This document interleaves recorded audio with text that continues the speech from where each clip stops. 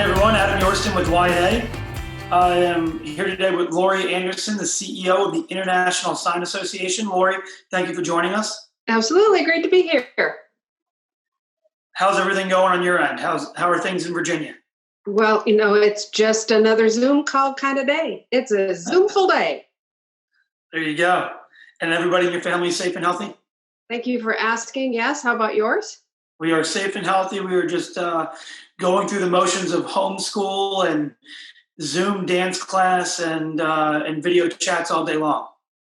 It's nonstop, that's for sure. But this thing, I had a call yesterday with an association colleague, not at ISA, but with another group who's recovering from COVID. So, we're all eventually probably going to know someone who's been impacted by this, not just the economic and the work environment, but personal friends. And so, staying safe and healthy is the number one priority. Absolutely.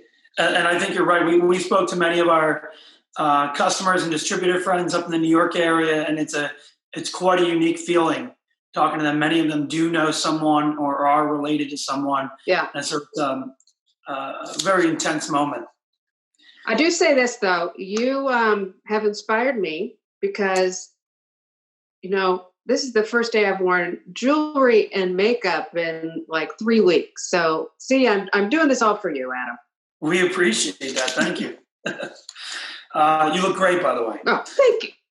I wanted to get into a really tough question because many of us are stuck at home.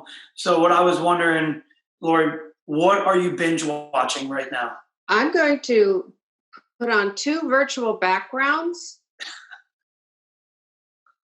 Oh. So I think this is self-explanatory. I would have never watched Tiger King in a normal situation, but it was being talked about on our staff Slack channel so much that I said, I'm going to have to dive in. So, So the biggest question is, did Carol Baskin kill her husband? And I think that overwhelming public sentiment is yes, she did. So are you watching Tiger King? I did unfortunately start and finish it. Yeah. Unfortunate is a good way to put it. It's a train wreck. You just can't. Okay, now I'm going to go to another one. This is the other one. What do we got here? Schitt's Creek. Oh, okay. I've seen a few of those. Oh, it's fantastic. You got to start at the beginning. It's fantastic. It's so much fun. And at the end, we're in stressful times. Just watch something that's mind-numbing like Tiger King. It makes you realize that someone is more dysfunctional than the current situation. And Schitt's Creek is just a riot. It is just a riot. That's awesome. We appreciate you sharing, and I think probably everybody out there will relate with one or the other and definitely have opinions with Tiger King. Hopefully, when they watch this video, we get a whole bunch of Tiger King comments. How can you not? It's just insane.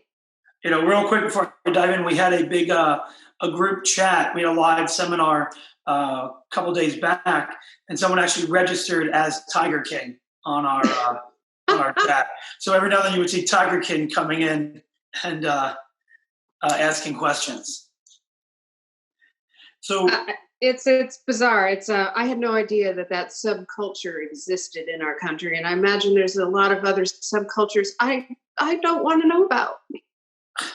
The world of big cats. Yeah, exactly. Okay, cats and kittens. So how are things at the ISA? I know that you're located in Alexandria, Virginia. There's a good staff there that works there every day. How are things going on at ISA? Yeah, well, we are like everyone else, in a remote environment. My home is in Maryland, and so we have staff in Virginia, Maryland, and DC. We have someone else in Arizona, and so we have regrouped.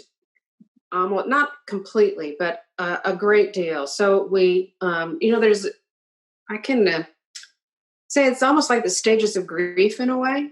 There's stages you go through, and the first couple of weeks were shock and awe. It's almost you're numb and like a deer in the headlights, you just don't quite know what to do. So it's the shock and awe. Then, you go through a transition. I think we're in a transition now. And then after that, it's going to be, okay, we've regrouped, we've reassessed, and now we have it moving forward. We regrouped in new ways. And so we formed a number of staff teams. We went into the immediate, what does the industry need now? We've been in a position for years of future thinking, right? What will the industry need 6 months from now, a year from now? Let's ramp up, figure out our staffing, figure out our board and committee structure to be able to help the future. I mean, you're part of the ISA board. We spend most of our time focusing on what's going to happen next and how do we develop the programs and services to help next. Well, in this situation, you have to stop immediately the future thinking because no one has the ability to think long-term right now when you're in shock and awe. What do you need now? What does the industry need now? And so we developed a number of different staff teams. They meet probably maybe daily, 3 times a week on a Zoom, figuring out the next steps for the immediate. And you've been doing a lot of those. I'm seeing webinars and how to manage with the current situation. Maybe you could elaborate on. Right. So it's our advocacy team. It's in a lot of associations, we're not unique, that you tend to take the advocacy organization a bit for granted because we always are there. We're there to help when we need you. We may not need you this month, but we know you're going to be here in the future if we do need you. All of a sudden we need this, the entire advocacy team, and we need it now and we need it fast. So we regrouped our communications team, marketing team, and our advocacy team, and our education team all together to determine what pieces of information did the industry need now. But we also realized it's changing literally by the hour. So we have a group of people who are constantly assessing all the states. Oh, wow. Everything going on at the federal, finding where things are changing. And we created an entire new portion of our website, I would bet in 24 to 48 hours.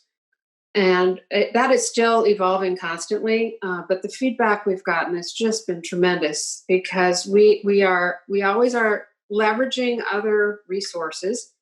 ISA has always been a very active member of the U.S. Chamber of Commerce and the National Association of Manufacturers, for example, and they have tremendous resources and a body of knowledge. So we pull from those. We look at what's going on in all the states, and we created this new website called the Business Continuity Resource Center. One big factor has been the essential business designation. So every state's doing things differently. Sometimes localities are doing things differently. What determines if a sign company or a business in general is considered an essential business? And I imagine the ISA is being a lot of companies are reaching out to find out how other companies are staying essential in signage or. Right. So that's another team we have, actually. We call it the MOB. We call it the Member Outreach Bunch. We are trying to call different members to see how they're being impacted, what possibly new programs and services or new information we could put on this Continuity Resource Center site. So if a company calls us and says, am I an essential business? We have a team that's ready to help them walk through that process because every state is different.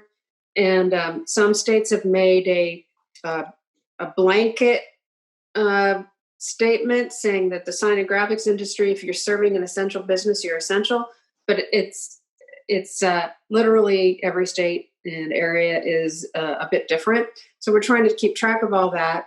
We're putting on webinars on all of these topics, whether it's the new Family First Act. We had a webinar yesterday on the CARES Act.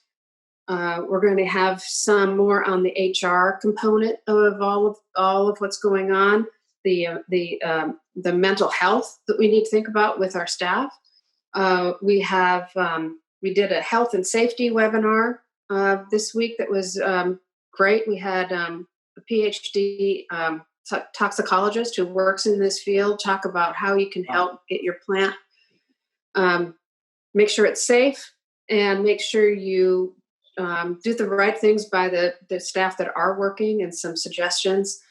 So we are taking information we hear from members, and we want to hear more of what are those hot topics that you really could use right now, and we'll figure out how to get an expert in that field to help us on a future webinar. We're doing webinars 2 to 3 a week. Wow. And yeah, go ahead. They can just find this on social media or go to the ISA website. Well, I would recommend you sign up for, we have a daily newsletter called the Daily Industry Digest. If you go on the signs.org website, and right in the middle of the page is Business Continuity Resource Center, click on that. And then there's several boxes you can go into on, it's growing by the minute, but we try to group them into various places on the website. One is Stay Informed. So you can go on that Stay Informed page and sign up to get the daily newsletters. We take polls so you can see the results of the polling that's happening. If a new regulation came out from the Department of the Treasury, we're going to highlight it in that daily digest, and we'll also put it on our website. So that's the other thing the team did, was create an immediate daily newsletter that we didn't have, that was focused exclusively on all the things that are going on with COVID-19. And of course, constant webinar topics and the updated website. So obviously, none of this was even considered only, 4 weeks ago? Isn't it weird how time has changed? Every day feels like you've gone through about a 15-hour marathon, and yet then the day flies by at the same time. It's the weirdest, surreal thing. Even worse if you're watching the news. I try really hard. I'll tell you, it's amazing, to go off your point. So much of our focus is, what are we going to do next year? What are we going to do in 3 years, 5 years? Now it's, I had somebody ask me, about something in May. And I said, we have to get through this week first. Sometimes you have to get through this day first. Right. There's a lot going on. On top of all the things that you're doing, which is incredible. And if anybody out there watching this, hopefully they'll comment underneath this video and give us more ideas. But on top of all that, you took the industry's largest trade show, right? We were all ready for it, weeks away. And it was a very tough decision, and we ended up having to move it to August. So how is that impacting the activity at ISA, and what are we thinking about this big event that's now going to be at the end of August as opposed to April? Yeah, it was a hard decision. All of you may know that Adam is on the board of directors, and it was we created scenarios. I'm sure every single sign company out there is doing the same thing. You create scenario planning, and the information we had when we made that decision, it's clear we made the right decision. Yes. Because at that time we just didn't know, but we were beginning to hear and see what was happening in other countries, of course, as well as the fact that our exhibitors as well as sign companies were doing stay at home, no travel. Well, that accelerated exponentially in the weeks that followed the decision.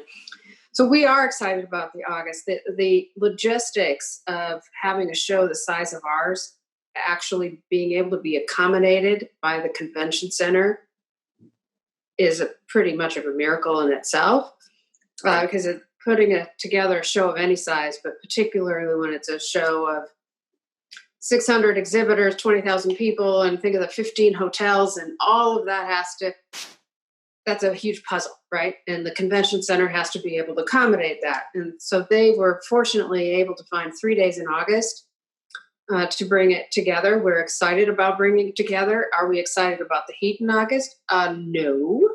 But, life is different now than it was. We got to go with the flow. Chances are it's going to be a different feel to it. It's we don't know what the world's going to be like in August, and Right. we also know there's some exhibitors that just couldn't make those revised dates. Understandable. There's a lot going on in everybody's lives, and so it will be a different type of show. But we still are committed to bringing the industry a great experience.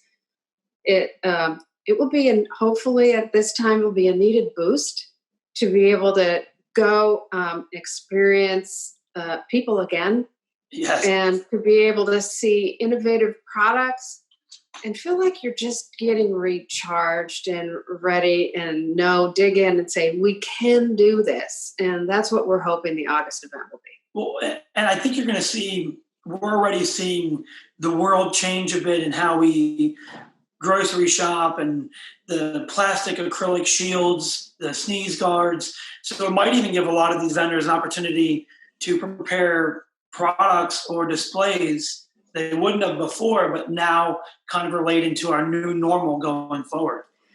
And thanks for that, because I want to highlight a portion of our website. We want stories of companies that are just going out in the community and helping. And, I like seeing these stories of sign companies that, okay, we're going to maybe shut down our regular business, but let's make a face shield, or let's figure out how we can help on other ways in the community. We have a bunch of masks. Let's donate them either to healthcare workers. I heard about from a colleague who runs a waste management association, and he was worried because these professionals who are in the waste management field don't have the necessary masks and gloves. Mm-hmm. And they have to pick up waste from hospitals and healthcare centers. And so not only it's the entire community that's impacted by this. So if you have extra masks that may not be of a level to go to a severe medical center or something, maybe your local waste management people could benefit from it. So there's a whole lot of ways that the sign industry can contribute, whether donating supplies, changing, retooling. There's companies that are making free signs for open restaurants to help keep their local small restaurants open. It's nice to see this industry comes together in all the time, but we're seeing it now, definitely. Absolute visual communications plays a major role in what we do. But you're right, this is a true opportunity for America to come together. We're all in it together. So yeah, those are good things. I'm really excited about all the things you told us about the ISA, what they're doing, where to go on the website, reach out for good stories. And just to conclude this, I do appreciate you joining us, but we're all spending a lot of time at home. We now know you're watching Tiger King and Schitt's Creek. So beyond that, what are you working on or perfecting as a hobby? Is it cooking? Do you have a famous cocktail? Are you finding a new hobby? Hanging out with the family? What is Lori doing during this time? Well, I'm upping my yoga game. Up in the yoga game. Yeah. So I've done yoga for about 15 years anyway, but now I'm getting up every morning. I subscribe to an online yoga studio type thing, has thousands of classes. And I do yoga when I travel too. I have a travel yoga mat, but now I'm getting up every day. I find it the first little while I didn't start that routine. I realized I needed it. So I'm getting up every day. I do meditation in the morning, at least 30 minutes, sometimes 45 minutes of yoga. And then I get right into the office and off I go. So I'm up in the yoga game. That's good. I might have to try that. It's very important during this time to figure out a ritual or a routine. Otherwise, before you know it, it's 10 o'clock and you didn't shower, you didn't do this. So if you don't have a routine to get yourself into it, I feel like you fall into a dangerous rut during this time of being quarantined. Yeah, absolutely. And I have always loved to cook. That's been my hobby for years. So now that I don't have a commute that's an hour and a half each way, now I can cook meals every night. So that's fun too. Right. You can prep and take your time. Yep. Awesome. Lori, well, I really appreciate you joining us. I hope that everything stays safe and healthy on your end. And we're going to do everything we can to keep telling people about what the ISA is doing. And, no question about it. We are in this together, and I'm confident we're going to come out of this smarter. It's going to be challenging. Hell yes. But we're resourceful, and this industry, if it's anything, it's resourceful, resilient, and collaborative, and absolutely kind. Absolutely. Lori, thank you for your time. My pleasure. Thanks, Adam.